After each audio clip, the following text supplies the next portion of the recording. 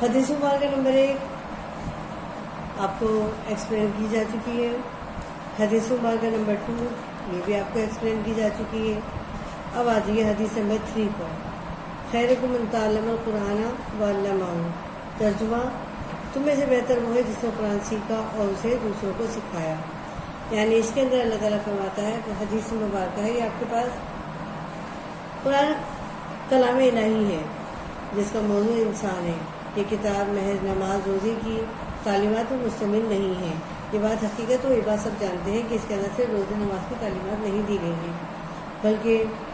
انسانی زندگی کے تمام پہلوؤں، خواہ وہ دنیاوی ہوں یا آخروی، معاشی ہوں یا معاشرتی، سیاسی ہوں یا سائنسی، سب کے بارے میں تاابد رہنمائی رکھتی ہے. ہم آخرت میں بھی اس وقت تک کامیاب نہیں ہو سکتے جب تک ہم اپنی دنیاوی زندگی کو قرآنی تعلیمات کے سانچے میں نہ ڈھال لیں.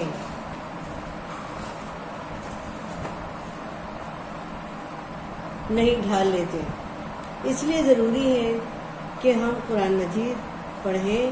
سمجھیں اور عملی زندگی میں اس کی پیروی کریں، نیز دوسروں کو اس کا پیغام پہنچائیں اور اس پر عمل کرنے کی ترغیب دیں. ریپیٹ آ جائیے. یعنی قرآن کریم میں ہمیں جس چیز کی تعلیم دی جا رہی ہے، یعنی ہمیں یہ بتایا جا رہا ہے کہ قرآن الہی جو ہے، قرآن جو ہے حکیم الہی ہے، یعنی کلام الہی جو ہے وہ اس کا موضوع جو ہے صرف انسان ہے.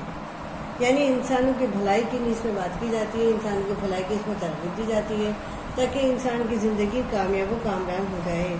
یعنی حقیقت میں دیکھا جائے یعنی تو قرآن کے بارے میں قرآن وہ چیز ہے، یعنی بہتر وہ ہے جو قرآن سیکھتا ہے. یعنی قرآن کی تعلیم جو ہے ایسی تعلیم ہے جو ہمیں دنیا میں بھی کامیاب کرتی ہے اور آخرت میں بھی. یعنی یہ ایسا علم ہے جو صرف اور صرف انسان کو نفع دیتا ہے. نفع کے علاوہ اس میں کوئی چیز ایسی نہیں ہے جس پر جو ہے انسان جو ہے بات کی جائے. یعنی قرآن کریم کی فضیلت کے بارے میں کہا جاتا ہے کہ قرآن کریم کے اگر ایک لفظ ہی پڑھ لیا جائے تو اس پر اللہ تعالیٰ جو ہے 10 نیکیاں ہمیں عطا فرماتا ہے. اگر ایک ورڈ بھی اگر ہمیں صحیح اگر ہم نے اس کو تلفظ میں ادا کر دیا. یعنی دراصل یہ قرآن جو ہے اللہ تعالیٰ کا کلام ہے اور اس میں تمام وہ باتیں بتائی گئی ہیں جو انسان کی بھلائی پر منحصر ہیں. یعنی اس میں صرف اور صرف انسان کی بھلائی سے متعلق جو ہے بات کی گئی ہے. یعنی اگر دیکھا جائے تو کلام الہی کے بارے میں جو ہے ہمیں یہ بات فضیلت سے ہمیں یہ بات بتائی جاتی ہے کہ اس کو خوش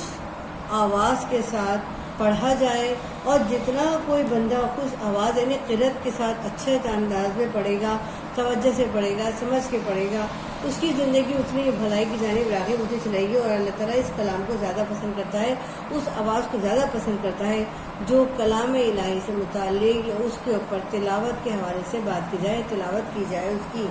اور اگر بہت اچھی آواز میں کی جائے تو کیا بات ہے. یعنی اللہ تعالیٰ یہ بات فرماتا ہے کہ قرآن پڑھا کرو، یا قیامت کے دن اپنے پڑھنے والوں کے لیے سفارش کرنے والے کی حیثیت سے آئے گا. یعنی قرآن صرف پڑھنے سے متعلق نہیں ہے بلکہ جو قرآن کو پڑھے گا قرآن بھی اس کی سفارش کے لیے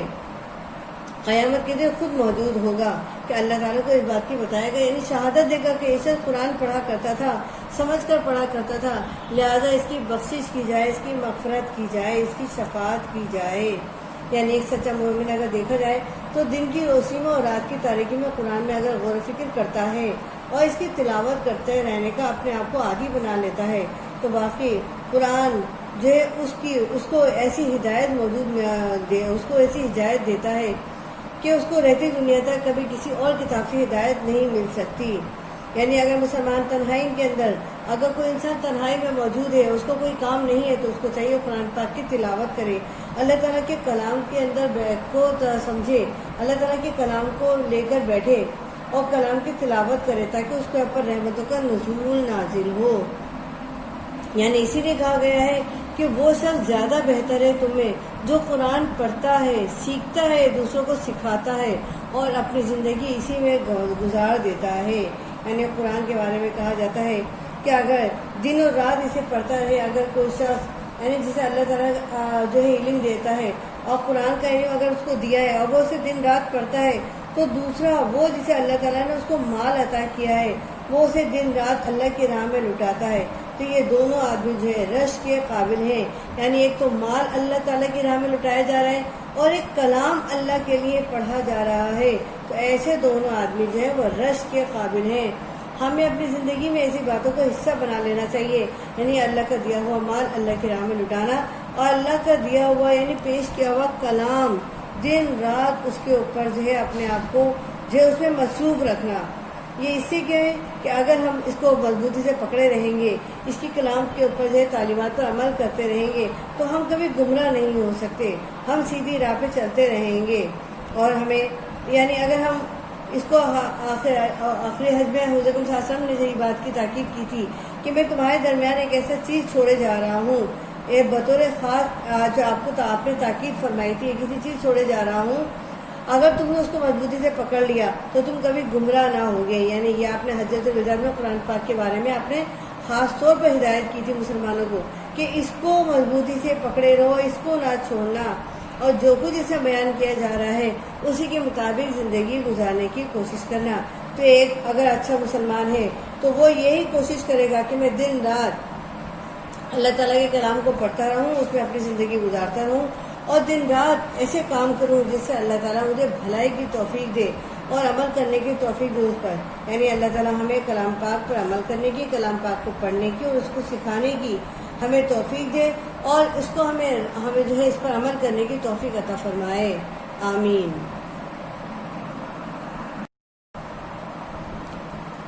حدیث نمبر 4 آپ کے پاس آتی ہے، من صلی علیہ مرۃ فتح اللہ لہ باب من العافیات، یعنی جس نے مجھ پر ایک مرتبہ درود بھیجا اللہ نے اس کے لیے عافیت کا ایک دروازہ کھول دیا. اب اللہ تعالیٰ کیا فرما رہا ہے، دیکھیں اس کے اندر رب العزت کتنی بار اللہ تعالیٰ درود پاک کی جو فضیلت برما رہا ہے. جس نے مجھ پر حضرت صلی اللہ علیہ وسلم فرما رہے ہیں، جس نے مجھ پر ایک مرتبہ درود پڑھا یعنی درود بھیجا، یعنی درود پڑھنے کے بعد حضرت صلی اللہ علیہ وسلم کے اوپر بھیجا، تو اللہ نے اس کے لیے عافیت کا ایک دروازہ کھول دیا. یعنی عافیت کا دروازہ کھولنا کوئی ایک معمولی بات نہیں ہے، رحم کا دروازہ کھولنا. اللہ تعالیٰ اگر ایک درود پاک کے بدلے میں اگر عافیت کا دروازہ کھول رہا ہے تو کیا بات ہے، ہم اگر روزانہ ایک تسبیح اگر درود پاک کی پڑھ لیں تو ہماری زندگیاں سنور جائیں. لیکن ہم ان چیزوں کے لیے اپنے آپ کو وقت نہیں نکالتے. ہمیں اللہ تعالیٰ اس وقت نکالنے کی توفیق عطا فرمائے.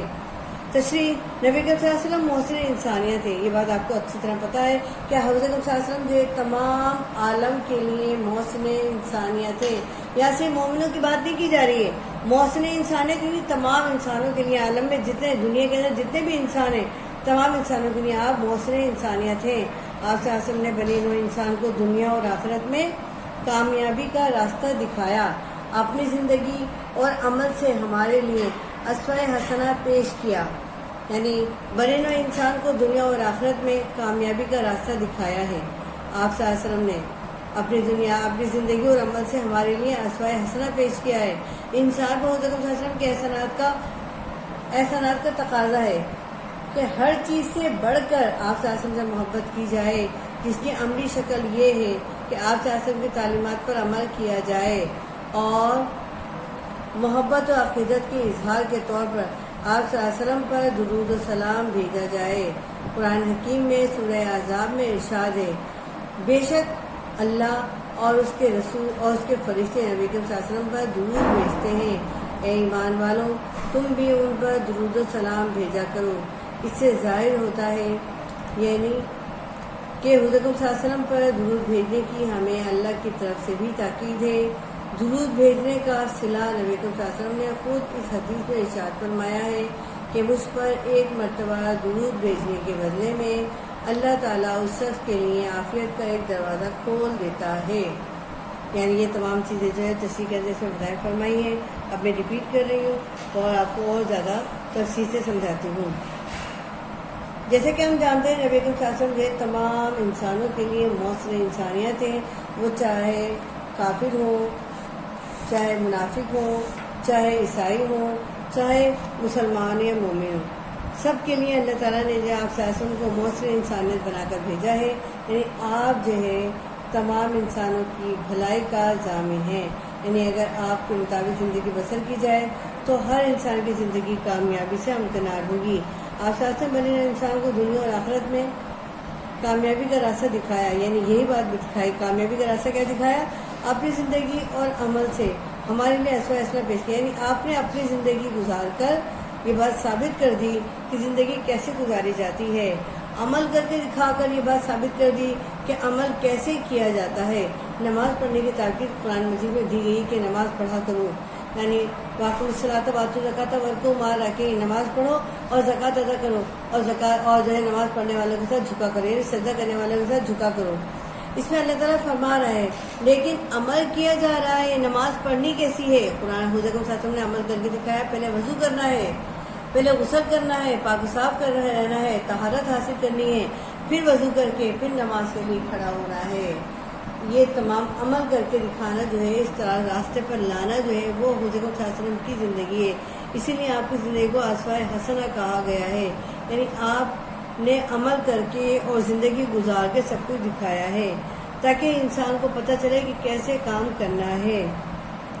انسان کو حضور صلی اللہ علیہ وسلم کے احسان کا تقاضا یہ کہ ہر چیز سے بڑھ کر آپ سے محبت کی جائے، یعنی اگر دیکھا جائے تو محمد صلی اللہ علیہ وسلم سے بڑھ کر کسی سے محبت نہیں کی جانی چاہیے۔ ویسے بھی حضور صلی اللہ علیہ وسلم یہ بات فرماتے ہیں کہ جو مجھ سے محبت کرتا ہے وہ اللہ اس سے محبت کرتا ہے، یعنی اگر دیکھا جائے تو انسان کے لیے یعنی جو محبت کا تقاضا یہی ہے کہ انسان تمام انسانوں سے بڑھ کر حضور صلی اللہ علیہ وسلم سے محبت کی جائے۔ اس سلسلے میں علامہ اقبال کیا کہتے ہیں کہ محمد سے وفا تمہیں تو ہم تیرے ہیں، یہ جہاں چیز ہے کیا لوح قلم تیرے ہیں، یعنی محمد صلی اللہ علیہ وسلم سے محبت کی جائے تو تمام چیزیں جو ہیں وہ تمہاری ہیں، تمہاری تابعداری کریں گی۔ لیکن اگر محمد صلی اللہ علیہ وسلم سے محبت کا تقاضا پورا نہ کیا جائے، آپ نے اگر دل میں ان کے بارے میں کچھ نہیں رکھا، محبت کا تقاضا نہیں رکھا، محبت کی عقیدت نہیں رکھی، تو آپ کو کچھ حاصل نہیں ہوگا، کیونکہ محبت ہی وہ چیز ہے جو آپ کو آگے لے جائے گی۔ محبت عقیدت کے اظہار کے طور پر آپ صلی اللہ علیہ وسلم پر درود و سلام بھیجا جائے، یعنی ہم محبت رکھیں گے، محبت کریں گے تو درود و سلام بھیجیں گے۔ اللہ تعالیٰ فرما رہا ہے یا ایھا نبیو، اس کے اندر یعنی سورہ انفال میں فرما رہا ہے کہ حضور صلی اللہ علیہ وسلم پر درود بھیجا کرو۔ قرآن حکیم میں اور سورہ احزاب میں اللہ تعالیٰ فرماتا ہے بے شک اللہ اور اس کے فرشتے نبی صلی اللہ علیہ وسلم پر درود بھیجتے ہیں، اے ایمان والو تم بھی ان پر درود و سلام بھیجا کرو۔ اس سے ظاہر ہوتا ہے کہ حضور صلی اللہ علیہ وسلم پر درود بھیجنے کی ہمیں اللہ کی طرف سے بھی تاکید ہے، اور درود بھیجنے کا صلاح نبی صلی اللہ علیہ وسلم نے خود اس حدیث میں ارشاد فرمایا ہے کہ مجھ پر ایک مرتبہ درود بھیجنے کے بدلے میں اللہ تعالیٰ اس شخص کے لیے آفیت کا دروازہ کھول دیتا ہے، یعنی اگر درود و سلام پڑھا جاتا ہے تو اس کا اجر اللہ تعالیٰ خود عطا فرماتا ہے، یعنی اللہ کے محبوب سے محبت کی جائے گی تو اللہ اس بندے سے محبت کرے گا جو حضور صلی اللہ علیہ وسلم پر درود بھیجے گا، اور جب درود بھیجنے کا عمل شروع ہوتا چلا جائے گا تو پھر بات ہی کیا ہے۔ یعنی حضور صلی اللہ علیہ وسلم فرماتے ہیں ان اللہ وملائکتہ یصلون علی النبی یا ایھا الذین آمنوا صلوا علیہ وسلم تسلیما، یعنی سورہ احزاب میں فرماتے ہیں، اللہ تعالیٰ ارشاد فرماتے ہیں کہ بے شک اللہ اور اس کے فرشتے نبی صلی اللہ علیہ وسلم کو درود بھیجتے ہیں، اے مسلمانوں تم بھی ان پر درود و سلام بھیجا کرو، یعنی اللہ تعالیٰ خود ارشاد فرماتا ہے درود و سلام بھیجنے کا عمل جو ہے اختیار کرو، درود و سلام بھیجا کرو حضور صلی اللہ علیہ وسلم پر۔ ہم اسی لیے جو ہے درود و سلام کو اپنی زندگی کا حصہ بناتے ہیں، کیونکہ اس کے لیے اللہ تعالیٰ خود ہمیں ہدایت دیتا ہے۔ اس سلسلے میں حضور صلی اللہ علیہ وسلم خود فرماتے ہیں اگر قرب کا ذریعہ حاصل کرنا چاہتے ہیں، یعنی اللہ تعالیٰ محبت کا ذریعہ حاصل کرنا چاہتے ہو تو اس سلسلے میں اللہ تعالیٰ حضور صلی اللہ علیہ وسلم کیا فرماتا ہے قیامت کے دن سب سے زیادہ میرے قریب وہ شخص ہوگا جو مجھ پر زیادہ درود پڑھتا ہوگا، یعنی درود کی اتنی بڑی فضیلت ہے کہ قیامت کے دن اللہ تعالیٰ کے جو ہے جب ہم کھڑے ہوں گے اللہ تعالیٰ کے حضور تو اس وقت حضور صلی اللہ علیہ وسلم جو قریب ہوں گے وہ وہی لوگ ہوں گے جو حضور صلی اللہ علیہ وسلم پر کثرت سے درود و سلام بھیجتے ہوں گے۔ آپ صلی اللہ علیہ وسلم کے اگر نام لیا جائے تو ہر حال میں انسان کے پر فرض ہے کہ درود و سلام پڑھا جائے۔ آپ صلی اللہ علیہ وسلم کے پر درود و سلام پڑھنے کا اللہ تعالیٰ نے بہت زیادہ ثواب عطا فرمایا ہے، اور اس میں کسی قسم کی کوئی کوتاہی اللہ تعالیٰ برداشت نہیں کرتا کہ آپ صلی اللہ علیہ وسلم کا نام آئے اور ان کے اوپر درود و سلام نہ بھیجا جائے۔ لہذا اس حدیث مبارکہ سے ہمیں ترغیب ملتی ہے کہ ہمیں اللہ حضور صلی اللہ علیہ وسلم پر درود و سلام بھیجنے کے عمل کو اپنی زندگی کا حصہ بنا لینا چاہیے، اور اس بات کا اظہار کرنا چاہیے کہ ہم بھی حضور صلی اللہ علیہ وسلم سے محبت و عقیدت رکھتے ہیں، اور اس کے جذبات کا اظہار ہم آپ سے اپنے پر درود و سلام بھیج کر کرتے ہیں۔ آگے سمجھ میں اچھی طرح اس کو یاد کیجئے، اپنے نوٹس نکالیے اور اس کو توجہ سے یاد کیجئے کہ درود و سلام بھیجنے کے حوالے سے سورہ احزاب میں بھی اللہ تعالیٰ نے ارشاد فرمایا ہے، لہذا اس کو سامنے رکھیں اور حضور صلی اللہ علیہ وسلم کے حدیث کو سامنے رکھتے ہوئے اس کی تیاری کریں۔ بیسٹ آف لک۔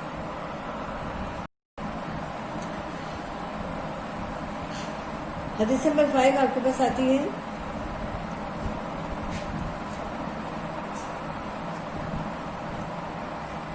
حدیث نمبر 5 میں آپ کے پاس آتی ہے، لا یؤمن احدکم حتی یکون ہواؤ تبعا لما جئت بہ،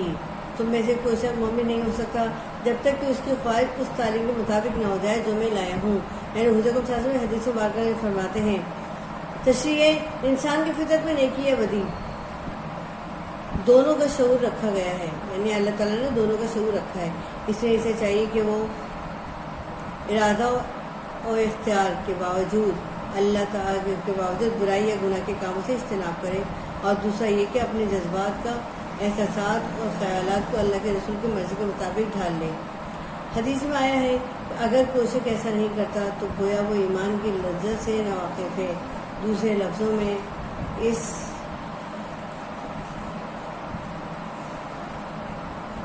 حدیث مبارکہ میں اطاعت رسول صلی اللہ علیہ وسلم کا پیغام ہے۔ اللہ تعالیٰ نے بھی فرمایا ہے، جس نے میرے نبی صلی اللہ علیہ وسلم کی اطاعت کی اس نے گویا میری اطاعت کی۔ یعنی اس حدیث مبارکہ میں کیا ہے، سب سے زیادہ ذکر کس پہ کیا جا رہا ہے، زور دیا جا رہا ہے اطاعت رسول صلی اللہ علیہ وسلم پر۔ یعنی جتنی ہم اطاعت رسول کریں گے ہماری زندگی اتنی ہی کامیابی سے ہمکنار ہوتی چلی جائے گی۔ یعنی یہ بات حقیقت ہے کہ انسان کی فطرت جو ہے وہ ایسی ہے کہ اس میں جب تک محبت کا اظہار نہ کیا جائے محبت کا پتہ نہیں چلتا، اطاعت کا اظہار نہ کیا جائے، اطاعت کر کے نہ دکھایا جائے، اطاعت کا پتہ نہیں چلتا۔ لہٰذا یہ بہت ضروری ہے، ہم اللہ سے محبت کا اظہار کرتے ہیں، حضور صلی اللہ علیہ وسلم سے محبت کا اظہار کرتے ہیں کہ اس اظہار کو عملی طور پر ظاہر کرنا لازمی ہے۔ جب اللہ سے محبت کا اظہار کرتے ہیں تو اس کی نمازوں کی پابندی کرتے ہیں، عاجزی انکساری سے سجدے کرتے ہیں، تب اللہ کو پتہ چلتا ہے کہ ہاں یہ بندے کے اندر عاجزی انکساری ہے، یہ مجھ سے بہت زیادہ محبت کرتا ہے۔ ویسے تو انسان کے آپ کو پتہ ہے کہ اللہ تعالیٰ شہرت سے بھی زیادہ قریب ہے، لیکن اظہار چاہیے، ہر چیز کا اظہار ہونا چاہیے، محبت کا، عاجزی کا، بندگی کا، اسی سے پتہ چلتا ہے کہ ہم کس سے کتنی زیادہ محبت رکھتے ہیں۔ پھر حضور صلی اللہ علیہ وسلم سے جب بات کی جاتی ہے تو عقیدت و محبت کا اظہار بہت ضروری ہے۔ حضور صلی اللہ علیہ وسلم خود فرماتے ہیں تو میرے کوئی شخص مومن نہیں ہو سکتا، یعنی کہ مومن ہونے کے لیے بہت زیادہ ضروری کیا ہے، آپ صلی اللہ علیہ وسلم کے مطابق اس کی زندگی پوری ہو، اس کی زندگی بسر ہو، اس تعلیم کے مطابق ہو جو حضور صلی اللہ علیہ وسلم لائے ہیں۔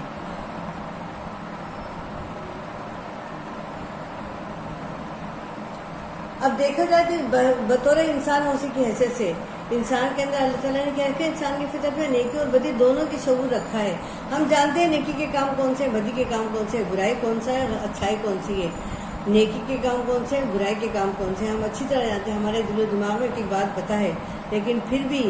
یہ اختیار ہمیں دیا گیا ہے کہ ہم اس اختیار کے باوجود بدی کے کام نہ کریں بلکہ نیکی کے کام کریں۔ یہ ہے اصل چیز، یعنی اختیار کیا گیا ہے خوب آرام سے نہیں، برائی کے کام کریں، برائی کے اندر سے اپنی زندگی بسر کریں اور پھر آخر میں برائی کے کاموں کو ہی کرتے کرتے دنیا سے چلے جائیں۔ لیکن پھر اللہ تعالیٰ یہ بھی تو فرماتا ہے کہ نیکی کی جگہ بدی سے اجتناب کرو، نیکی کرو تو بدی کے کام نہ کرو۔ کیوں کر رہے ہو بدی کے کام؟ جب بدی کے کاموں کو منع کرنے کا اظہار کیا گیا ہے، منع کیا گیا ہے، تو پھر تو یہ انسان کی اپنی وہ ہے غلطی ہے کہ وہ بدی کے کاموں پر زیادہ توجہ دیتا ہے بنسبت نیکی کے کاموں میں، کیونکہ اس میں شیطانیت ہے اور شیطان ان کاموں میں الگ سے دلچسپی ڈال دیتا ہے، دنیا کی رنگینیوں رعنائیوں میں کھو دیتا ہے۔ اس لیے انسان اللہ تعالیٰ کی جو ہے کاموں سے، حضور صلی اللہ علیہ وسلم محبت سے غافل ہو جاتا ہے، نیکی کے کاموں سے غافل ہو جاتا ہے اور پھر وہ دنیاوی کاموں میں لگ جاتا ہے۔ اسی لیے اللہ فرماتا ہے کہ وہ خود،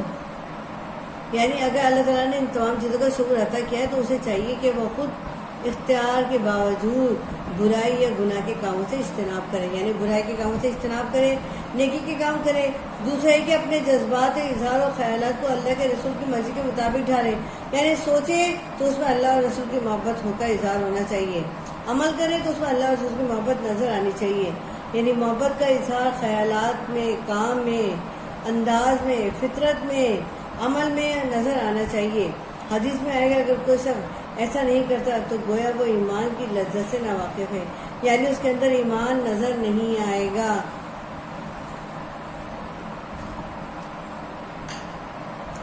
حدیث میں آئے گا اگر کوئی شخص ایسا نہیں کرتا تو گویا وہ ایمان کی لذت سے ناواقف ہے، یعنی اس کو پتہ ہی نہیں ہے کہ ایمان میں کیا لذت ہے، کیا خوبی ہے۔ اگر وہ یہ بات سمجھ جائے تو پھر کیا انسان جو ہے اپنے تمام خواہشات کا مرکز جو ہے حضور صلی اللہ علیہ وسلم کی زندگی کو بنا لے، قرآن پاک کو بنا لے، اللہ تعالیٰ کی محبت کو بنا لے، اللہ تعالیٰ کے احکامات کے مطابق اپنی زندگی بسر کرے۔ اور ایسا شخص جو احکامات کے مطابق زندگی بسر کرتا ہے اصل وہ حقیقت میں سچا مومن ہے، اور ایسے ہی لوگ مومن کہلانے کے حقدار ہیں جو اپنی زندگی کو اپنی مرضی کے مطابق نہیں بلکہ اللہ کی اور اس کے رسول کی مرضی کے مطابق گزارنا شروع کر دیتے ہیں۔ اور حقیقت میں انسان کو زندگی وہی گزارنی چاہیے جس میں اللہ اور اس کا رسول پسند کرے، جس زندگی کو اور جو کچھ جس زندگی میں حضور صلی اللہ علیہ وسلم جو ہمیں جو کچھ دیتے ہیں وہ ہمیں لے لینا چاہیے، یعنی یہی ہماری ایمان کا حصہ ہے اور ہمیں اسی کے مطابق زندگی بسر کرنی چاہیے۔ قرآن سنت پر عمل کرتے ہوئے اگر ہم زندگی گزاری تو سمجھ لیجیے ہماری زندگی کامیابی اور کامرانی میں بسر ہوگی، ہمیں اطمینان و سکون قلب حاصل ہوگا اور ہمارے آپس کے تعلقات بھی بہتر اور خوشگوار ہوتے چلے جائیں گے، کیونکہ اس میں اللہ تعالیٰ کی مرضی ہے۔ رشتہ داروں کے ساتھ اچھا سلوک کیا جائے، اخلاق کو بہتر کیا جائے، دوسروں کی دل آزاری نہ کی جائے، دوسرے کے دلوں کو نہ توڑا جائے، سب کے کام کیے جائیں، کسی کے کام کو منع نہ کیا جائے، یعنی خدمت گزاری کی جائے۔ اور جہاں خدمت گزاری ہوتی ہے وہ بندہ جو ہے توجہ کا محبت کے قابل بن جاتا ہے، کیونکہ اللہ تعالیٰ اس سے محبت کرتا ہے تو وہ بندوں کو محبوب ہوتا ہے۔ جب اللہ پسند نہیں کرے گا تو وہ بندوں کو بھی پسند نہیں ہوگا، یہ بات حقیقت ہے۔ لہذا ضروری ہے کہ اللہ تعالیٰ ہمیں قرآن سنت کے مطابق حضور صلی اللہ علیہ وسلم کی مرضی کے مطابق زندگی بسر کرنے کی توفیق عطا فرمائے، تاکہ ہماری زندگیاں کامیاب ہو جائیں اور اللہ تعالیٰ ہم سے خوش ہو جائے اور اللہ کا محبوب بھی ہم سے خوش ہو جائے۔ اس سلسلے میں اللہ جو ہے علامہ اقبال جو ہے کیا خوب کہتے ہیں، قوت اس سے ہر پس کو بالا کر دے، دہر میں اسے محمد صلی اللہ علیہ وسلم سے اجالا کر دے، یعنی ہماری زندگیوں میں بھی اللہ تعالیٰ محمد صلی اللہ علیہ وسلم کے نام سے اجالا کر دے، ہماری زندگیاں کامیاب و کامران ہو جائیں اور بہتر ہو جائیں، اور ہم جو ہے زندگی کے ہر معاملے میں جو ہے اللہ اور اس کے رسول کی اطاعت کرتے رہیں۔ آمین ثم آمین۔